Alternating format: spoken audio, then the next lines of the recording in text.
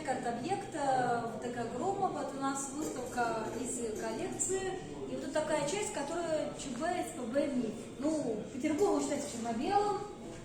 Вот, с таким вот мифологическим, тут разные. Например, эта штука мне напоминает известную картину с Наполеоном, где он там такой весь на коне, собственно говоря. Тут тоже такая военная тема называется, вот эти каски несчастные падают. А, собственно, самый классный объект в этот час, он больше нравится. Recycle Group. Это концептуальный проект Сергея Скворцова с фотографией барокко. Ну, вы тут видите, тут не все барокко, мягко сказать. Но, тем не менее, очень хороший цветотень. Такой же называется Тру Питер, ленинградский нуар.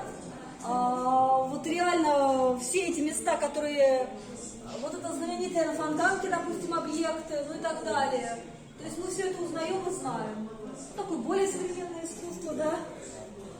Собственно говоря, вокзал, непонятно какой. Но если не знаю, как говорю, непонятно какой вокзал, всегда для меня Витебский, прям просто любимый. Опять современное искусство.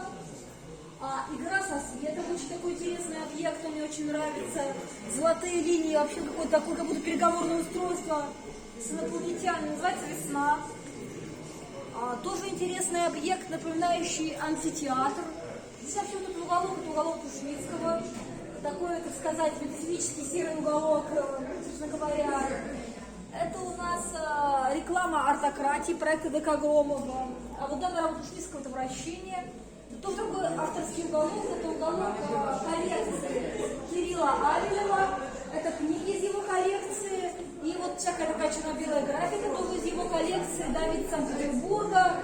Вот у нас набережная, Петропавловка, там, не знаю, всякая колонна, прочие виды. Адмиралтейство вдалеке. Вот то, что называется Тру Петербургом.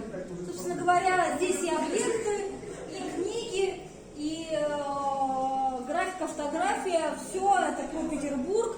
И такое называется, что на экспорт.